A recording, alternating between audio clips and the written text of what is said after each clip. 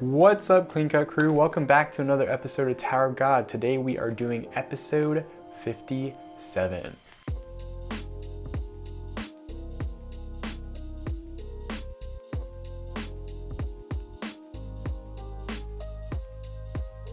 Alright, so last issue was pretty interesting.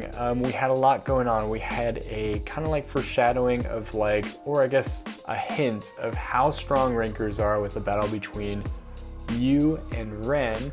And then we also had a pretty nice conversation between Kun and Lira Ro. So basically in the last issue, what happened was they revealed that people from the higher floors do not want irregulars climbing the tower because they are dangerous to the tower.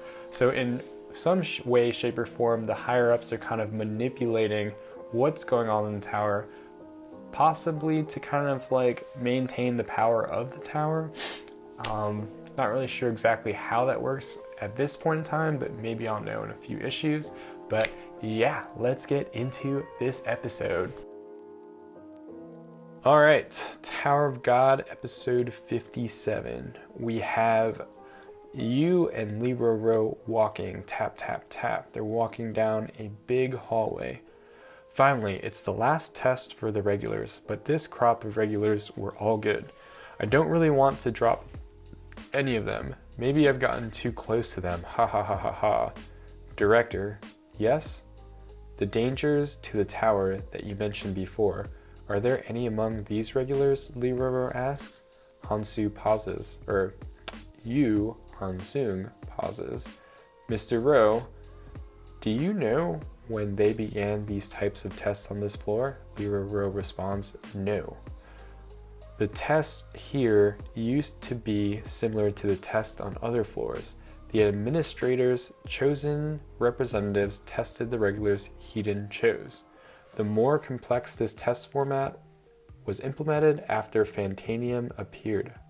Fantanium? Oh, so this Fantanium guy was like a big deal to the tower, or girl. You know about Fantanium's invasion of Jihad Castle? Fantanium massacred the best of Jihad's rankers. Everyone in the tower was shocked. And then came the irregular Uric Mazzino. Oh, he's like an angel, what the heck? Is this his sigil?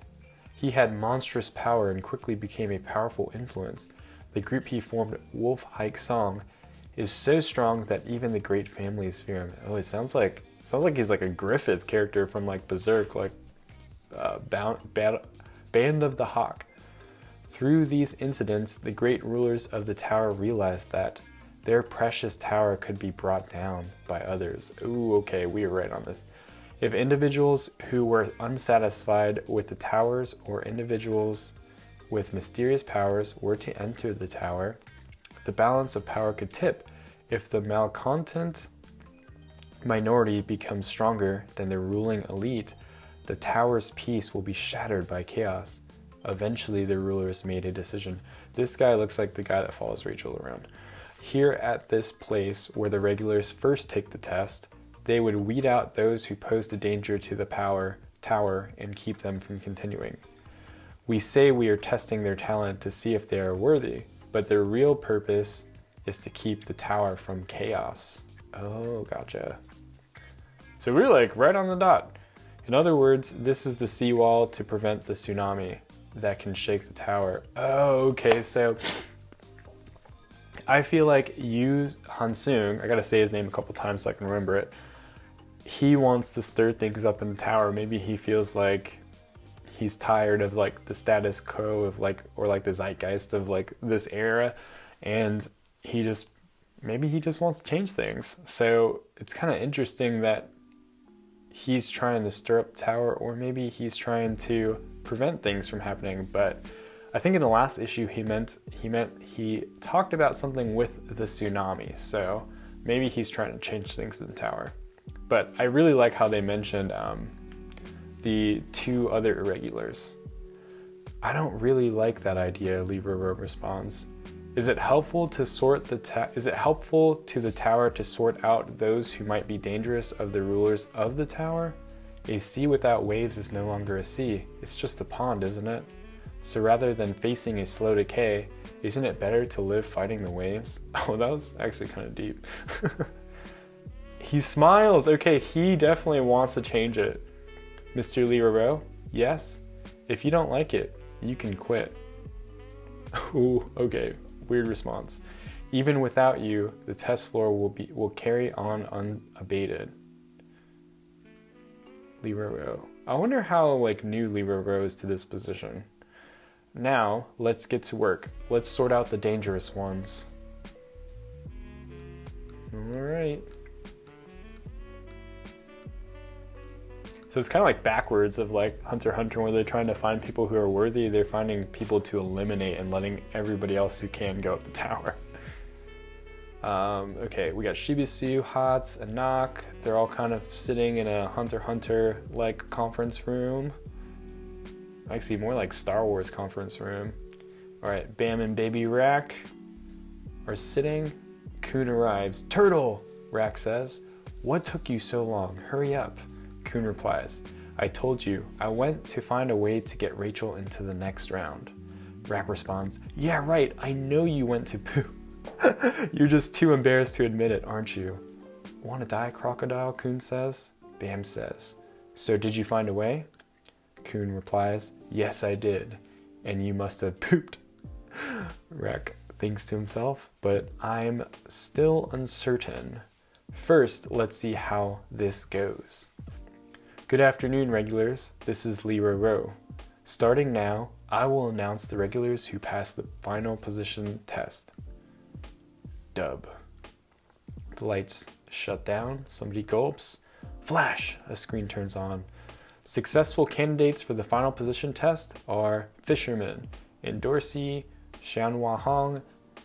Oh, he died. He actually died? Holy crap.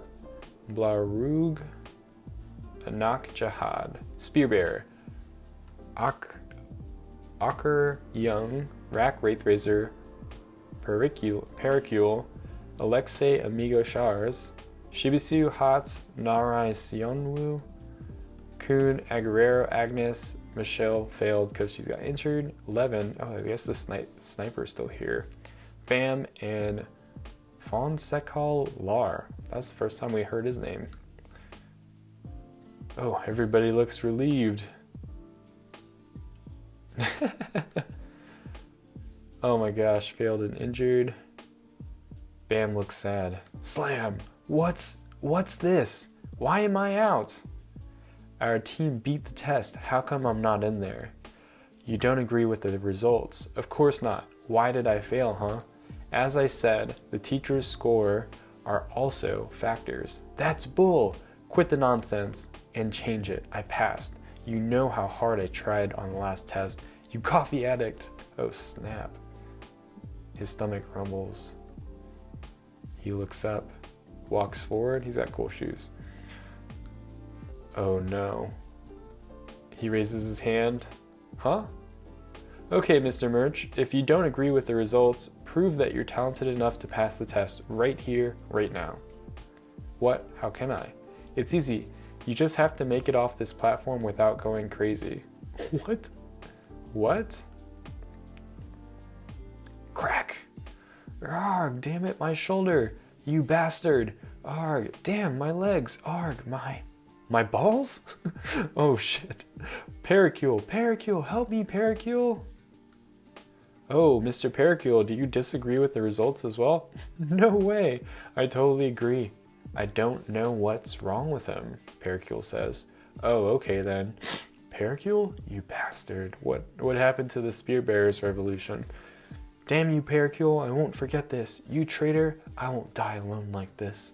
Wait. I also disagree with the results, Director. Oh shit. Kun raises his hand. Whew. Come up here, please. Oh, snap. Okay, that's the end of the issue.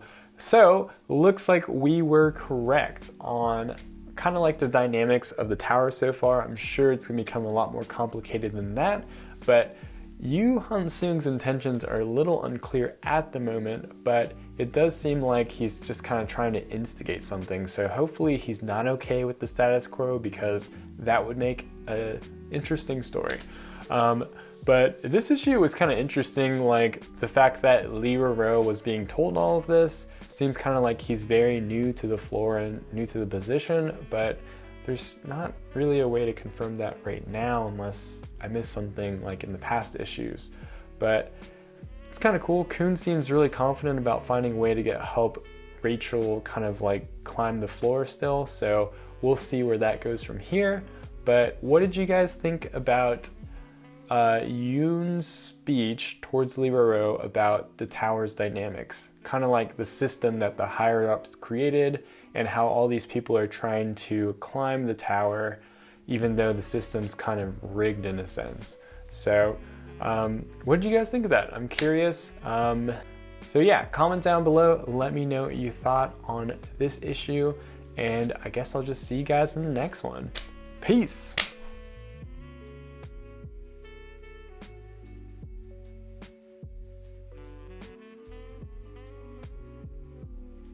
Oh shit, I forgot this. Okay. All right, the SIU blog post. Last examination. Naver endnote. I'm so sad that my favorite character, Rachel, failed. For some option on that story feels unexplained a bit. I decided to put Yu Hansung and Lee Ro talk for that after some consideration. Oh, what is this? So that is why the dialogue is a bit long. There would be some who would have thought, oh, I know it from the blog, though. There was a scene of Lee Ro and Yuri's flashback. Oh, what? But it got cut out since it looked out of place. I'll put up if many want it, though. Okay, the pic where younger Yuri and dotless Lee Ro meets. Why does he have a dot right now? Like, what's going on? Okay. Kind of looks like Bam in this picture. Lee Ro and Yuri were in the same class as regulars. During that time, Lee Ro and Yuri became friends. Became the only two rankers. Next chapter will be long, so I may have to cut it halfway. I want to do it in one go because it's an important chapter, though. Whoa, that's so cool.